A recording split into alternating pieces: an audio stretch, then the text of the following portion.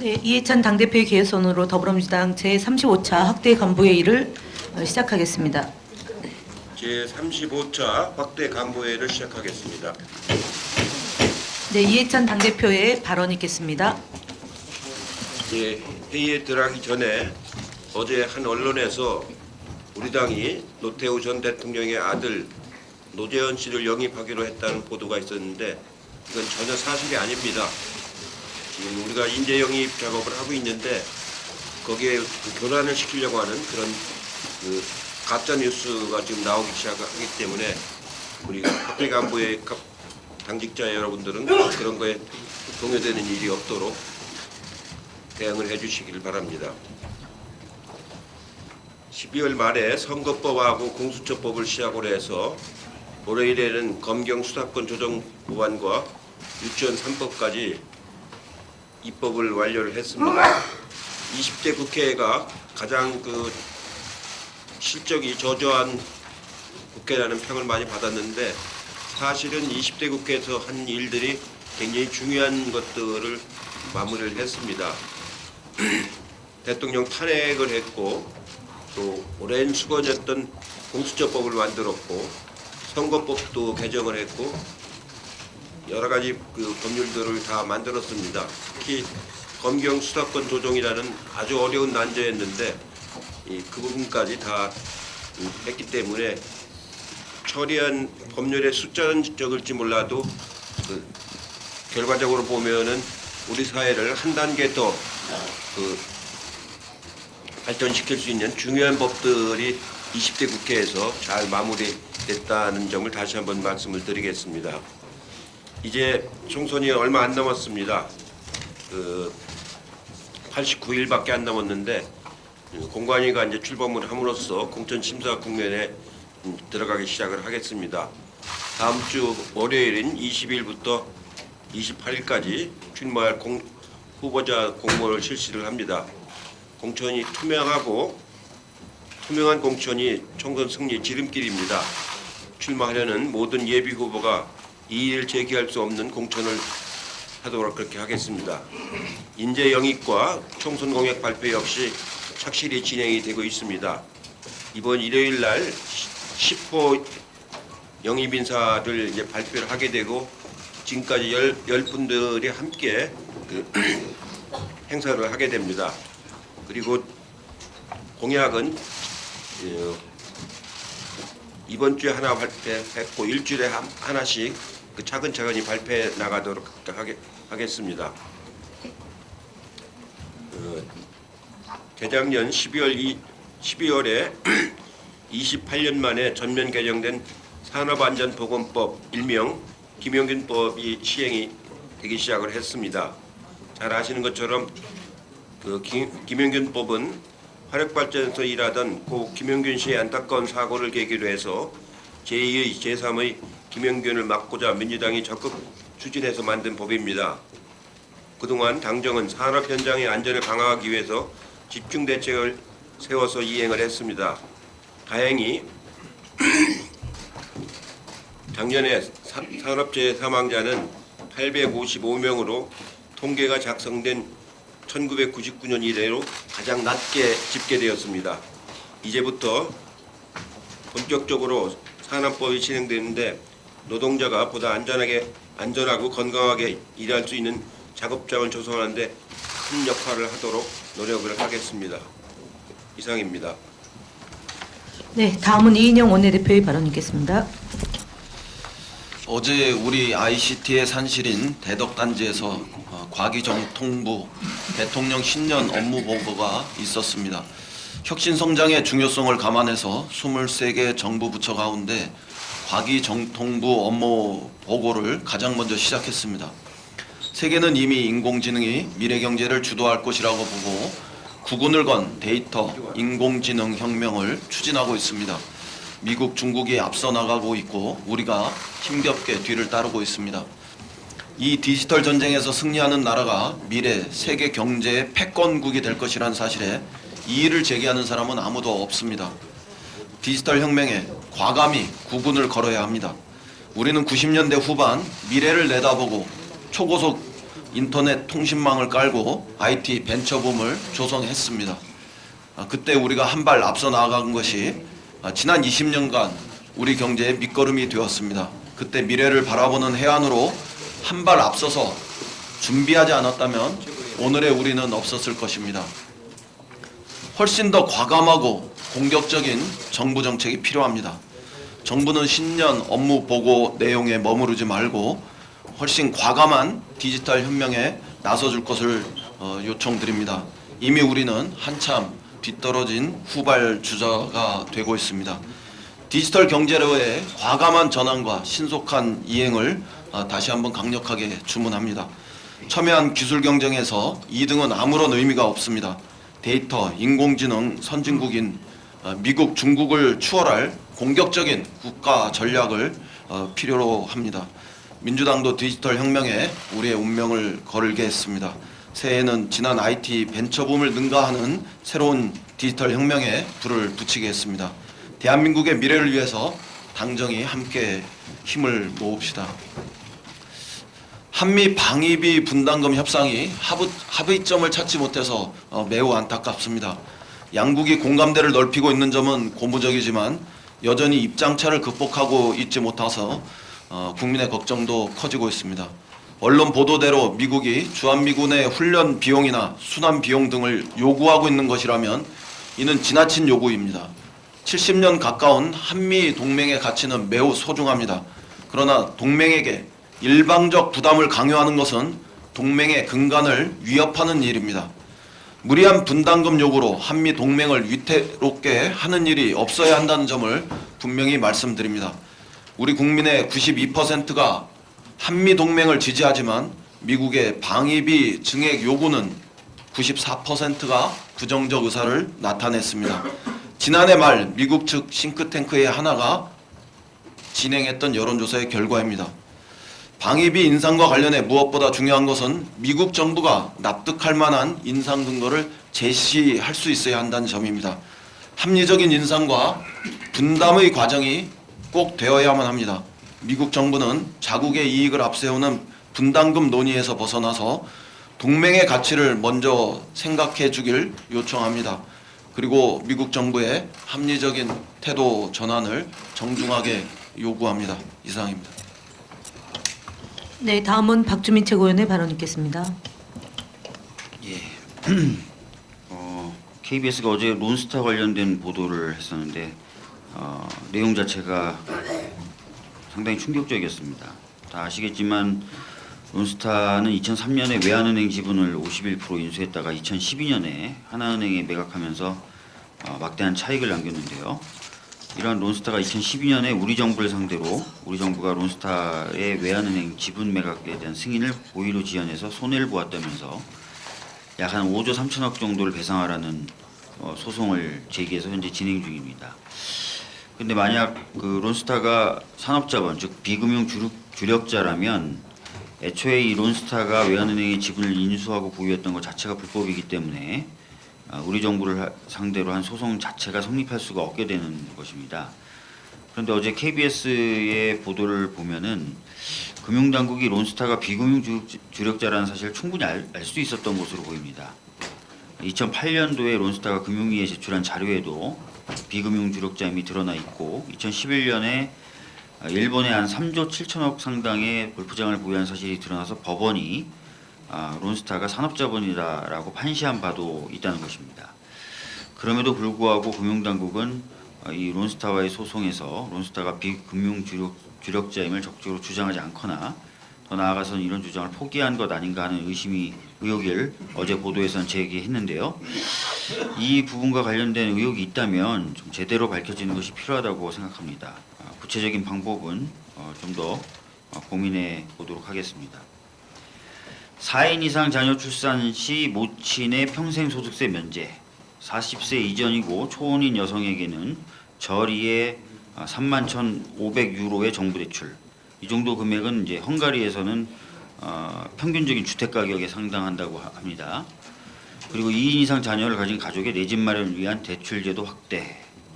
상당히 파격적인 저출생 관련된 대책인데요. 헝가리의 정책입니다. 이 헝가리의 정책이 성공할 것이다라고 기대하기에는 이른감이 있습니다. 그렇지만 적어도 다른 나라들이 저출생 문제를 해결하기 위해 얼마나 파격적인 정책까지 고민하고 있는지 알 수 있게 해줍니다. 우리도 저출생 문제를 해결하기 위해서 좀 더 과감한 시도가 필요해 보이고 저출생 문제를 극복한 스웨덴이나 프랑스의 성공 요인으로 꼽히는 촘촘한 사회복지망과 좀 더 강화된 성평등 가족정책을 시행하기 위해 노력해야 할 것입니다. 일전에 이미 말씀드린 바가 있지만 곧 시작될 인구 감소로 인한 재앙을 막기 위해서 여야 할 것 없이 힘을 합쳤으면 합니다. 그리고 여야 할 것 없이 최우선적인 정치적 과제로 이 저출생 문제 극복을 삼았으면 합니다. 더불어민주당도 노력하도록 하겠습니다. 이상입니다. 네, 다음은 박강원 최고위원의 발언 있겠습니다. 네, 자유한국당이 1호 영입을 번복하고 1호 공약을 번복하더니 이제 친박 공약까지 내놨습니다. 주택 공약인데요. 박근혜 정권 시절 2015년에 1주택 증가율은 2.2%였습니다. 그때 빚내서 집사라는 그런 정책을 펼 때인데 3주택 이상 다주택자는 무려 26%가 늘었습니다. 그리고 같은 시기에 부동산 임대업 신규 사업자 가운데 30살 미만이 40%를 차지했습니다. 황교안 대표는 정부가 주택거래 자유마저 간섭한다고 말합니다. 공정거래법이 자유로운 시장 질서를 해치는 법입니까? 공정 질서를 확립하는 법입니까? 기본 개념이 덜 돼 있는 것 같습니다. 극소수 투기 세력이 시장을 교란하고 불로소득을 얻는 것, 이것이 시장 경제를 위협하는 것입니다. 또 자유한국당은 세금 폭탄을 제거하겠다고 말합니다. 우리나라 GDP 대비 보유세율은 0.87%로 OECD 평균보다 낮습니다. 그리고 자본주의를 우리보다 먼저 발달시킨 미국과 영국에 비해서는 3분의 1 수준도 되지 않습니다. 세금 폭탄이라고 얘기하는 것은 정부의 주택 정책을 무력화시키기 위한 악의적 왜곡입니다. 시중 부동자금이 혁신 산업으로 흐를 수 있도록 민주당과 정부는 부동산 정책을 일관되게 지속적으로 단호하게 끌고 갈 것입니다. 고용 통계와 관련해서 지속적 폄하가 이루어지고 있습니다. 단시간 일자리, 초단기 일자리라는 표현보다 단시간 일자리라고 표현하는 게 맞을 것 같습니다. 이 분석을 보면 청년은 학업, 그리고 여성은 육아 또는 가사, 노인은 건강상의 이유 때문에 단시간 일자리를 선호합니다. 이건 무슨 얘기냐면 이런 분들은 과거에 이런 단시간 일자리를 갖고자 했지만 그런 일자리가 없었던 것이죠. 이렇게 해석을 하는 게 맞을 겁니다. 고용시장이 일과 가정을 양립하는 그런 방향으로 가고 있고 그것에 맞춰서 정부가 그런 일자리를 적극적으로 만들어내는 것, 이것이 지금 정부의 정책이라는 점을 말씀드립니다. 지난번에도 말씀드렸습니다만 상용직 노동자 비중, 또 고용보험 가입자 수, 저임금 노동자 비중, 임금 격차 지표 모든 것이 개선되고 있습니다. 분명한 이건 지표입니다. 단 하나 우리 40대 일자리가 늘지 않고 있는 것, 이 부분은 저희들이 혁신 성장을 통해서 보완해 나가는 것이 필요하다, 이렇게 말씀을 드리겠습니다. 또 하나 대부분 노인 일자리가 늘어나는 것이 이렇게 얘기를 하는데요. 그렇지 않습니다. 15살에서 64살 사이의 고용률이 66.8%입니다. 1989년 통계 작성 이후 가장 높은 수치입니다. 그리고 30대, 50대는 연령대별 통계를 작성하기 시작한 1980년 이후 최고 수준입니다. 자유한국당이 집요하게 노인 일자리를 비난합니다. OECD 국가 가운데 노인 빈곤율이 가장 높고 노인 자살률이 가장 높은 나라가 대한민국입니다. 문재인 정부는 노인 일자리를 위해서 더 노력할 것입니다. 이상입니다. 네, 다음은 서른 최고위원의 발언 있겠습니다. 남북관계 개선을 강조한 문재인 대통령의 신년 기자회견 이후 정부가 개별관광 추진 등 남북관계 개선을 위한 행동에 속도를 내고 있습니다. 그간 우리 정부는 북미 협상의 촉진자, 중재자로서 비핵화 협상 진전과 대화의 모멘텀 유지를 위해서 노력해왔습니다. 두 분의 남북 정상회담과 북미 정상회담, 역사적인 판문점 남북미 정상회동 등 눈부신 성과가 있었지만 현재 북미 협상은 교착 상태이고 남북관계마저 단절되어 있습니다. 이제 한반도 평화의 중재자가 아닌 당사자로서 적극적으로 나서야 할 때입니다. 지금의 상태를 해결하기 위해서는 대북 제재 대상이 아닌 개별 관광에서부터 돌파구를 찾아 나가면 될 것입니다. 북한에 대한 일치된 대응을 강조했던 미 국무부가 관계자 발로 남북 협력을 지지한다는 입장을 내놓은 것도 긍정적 신호로 읽힙니다. 강경화 외교부 장관과 이도훈 한반도 본부장 등 우리 정부 외교 라인이 미국 카운터파트와 긴밀한 협의를 나눴는데 미국과 국제사회에 협조를 구하는 데 최선을 다해야 할 것입니다. 다만 해리 해리스 주한 미국 대사가 우리 정부의 남북관계 진전 구상에 대해서 제재 잣대를 들이댄 것에 대해서는 엄중한 유감의 뜻을 표명합니다. 개별관광은 제재 대상도 아닐 뿐더러 내정 간섭 같은 발언은 동맹관계에도 도움이 되지 않는다는 것을 명심해야 할 것입니다. 대화를 위한 노력을 포기하지 않고 때론 과감하게 돌파해 나간다면 멈춰선 한반도 평화 프로세스도 재가동할 수 있을 것입니다. 무엇보다 합의 정신 복원을 위해서 구체적 노력과 행동이 중요합니다. 이산가족 상설 면허소 개소 등 인도적 차원의 문제를 포함한 2018년 4월 판문점 선언과 9월 평양 공동선언의 합의 이행을 위한 노력을 통해서 남북관계를 개선해 나가야 할 것입니다. 한반도 평화 프로세스 재가동을 위한 첫 단계로 북한은 미사일 실험 등 군사행동을 중지하고 한미는 3월 한미연합훈련을 유예할 것을 제안합니다. 남북관계 개선 및 한반도 평화 프로세스 복원의 중요한 분기점이 될 수 있을 것입니다. 북한도 개별관광 및 금강산 관광 재개 등을 위한 협의에 문을 열고 나와주기 바랍니다. 우리 민주당은 남북관계 개선을 위한 정부의 노력을 적극 지지하고 뒷받침하도록 하겠습니다. 이상입니다. 네, 다음은 남인순 최고위원의 발언 있겠습니다. 네, 어제 한 보도에 따르면 40년 가까이 가정폭력을 저지른 남성이 부산에서 구속이 됐는데요. 피해자들에게 집은 지옥이었다고 합니다.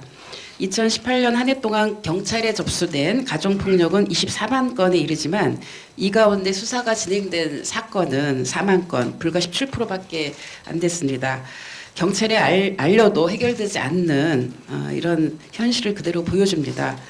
여전히 신고해도 가족 일은 가족끼리 해결하라는 인식이 아직도 크기 때문에 적절하게 개입되지 않아서 목숨을 잃는 수많은 여성들이 있어 왔습니다. 2018년 이혼한 아내를 미행한 끝에 살해한 사건을 계기로 해서 접근 금지 명령을 어길 경우에 현행범으로 체포하고 징역형도 받을 수 있는 법안이 사실은 국회에 나와 있습니다. 아직도 국회에 계류 중인데요. 이런 법안들이 처리가 됐으면 이런 끔찍한 일들이 방지되지 않았을까라고 생각을 합니다. 남은 기간 동안 20대 국회에서 노력을 하겠지만 20대 국회에서 이 법안이 통과되지 않는다고 한다면 21대 총선에서 젠더폭력, 가정폭력을 근절하기 위한 저희 당의 공약으로 준비하겠다는 말씀을 드립니다. 예, 그리고 어제 그 장애인 차별 관련해서 당 대표님께서 그 발언 관련해서 여러 차례 4차례나 사과를 하셨고 그래서 이런 부분에 대해서 당에서도 이것을 실질적으로 뒷받침하기 위해서 당 안에 인권 감수성 제거와 혐오 차별 근절을 위한 여러 가지 시스템을 마련하는 일을 준비하고 있다는 보고를 드립니다. 그래서 더 이상 정치적으로 이 부분에 대한 공세를 하지 않기를 부탁을 드리고 당에서는 준비를 하고 있다는 그런 말씀을 드립니다. 이상입니다.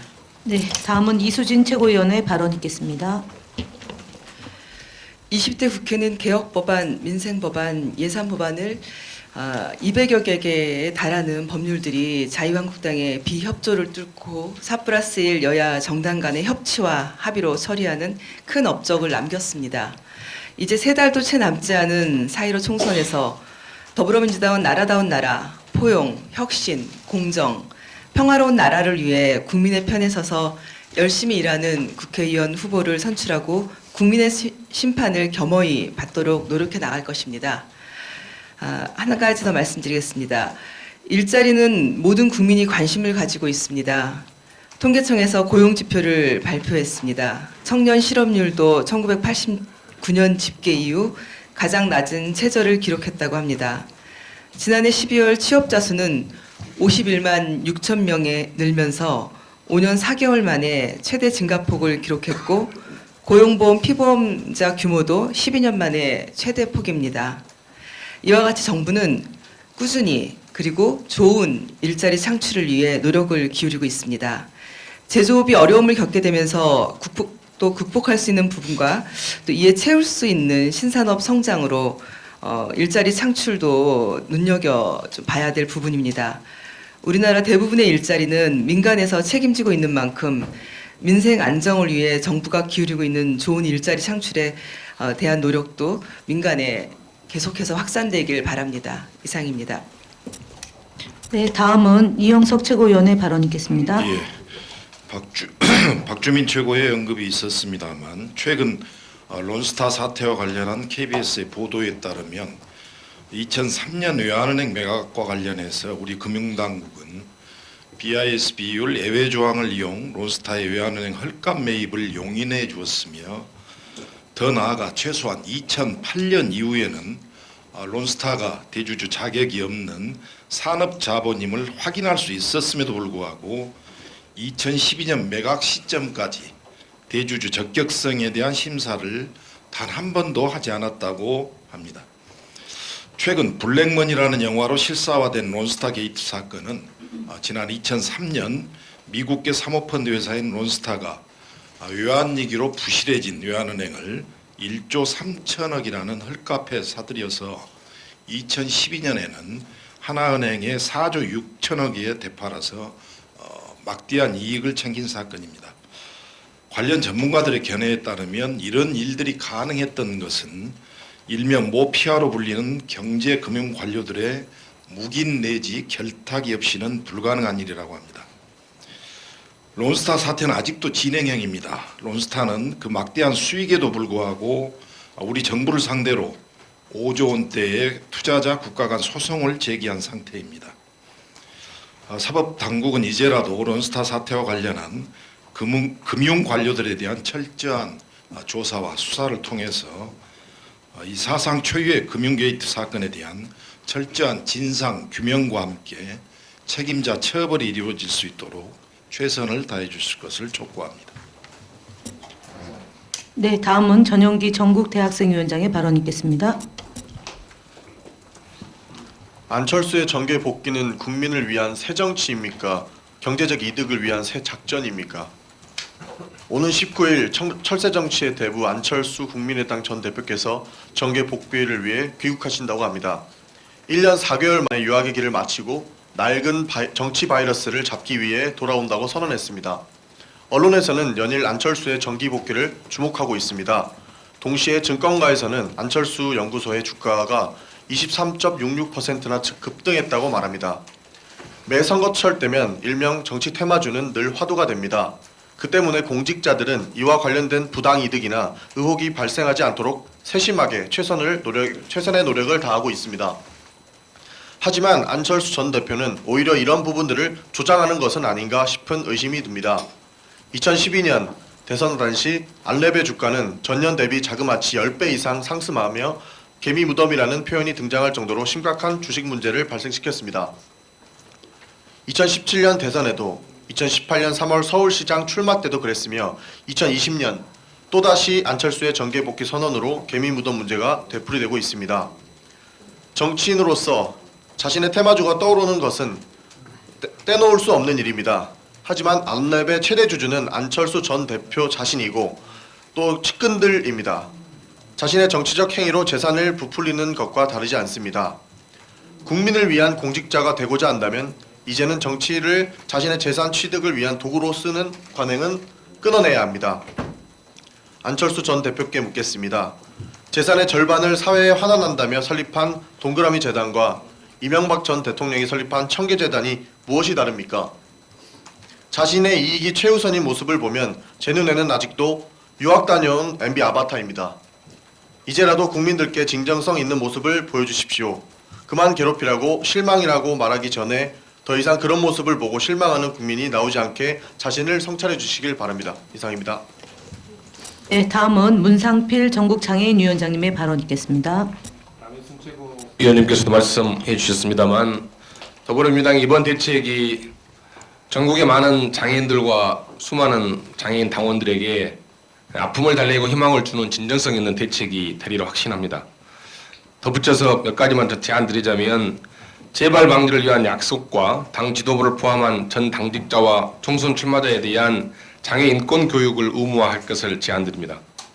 또한 총선 승리를 위해서 총선 출마자들의 혐오와 차별 반응을 근절하고 당의 인권에 대한 인식 홍보를 위해서 총선 대책의 내외 인권본부 설치를 제안드립니다. 이미 지난 지방선거에서는 박원순 시장 캠프에서 인권본부를 설치해서 많은 호응을 받았고 이는 시사하는 바가 많이 크다고 생각을 합니다. 진정으로 소수자의 약자를 그리고 소수자의 인권을 위해 노력하고 우리 사회의 차별과 혐오 근절을 위해 노력하는 민주당이 되기를 기대하겠습니다. 이상입니다. 네, 감사합니다. 이상 회의를 비공개로 전환하겠습니다. 언론인 여러분들의 협조를 부탁드립니다.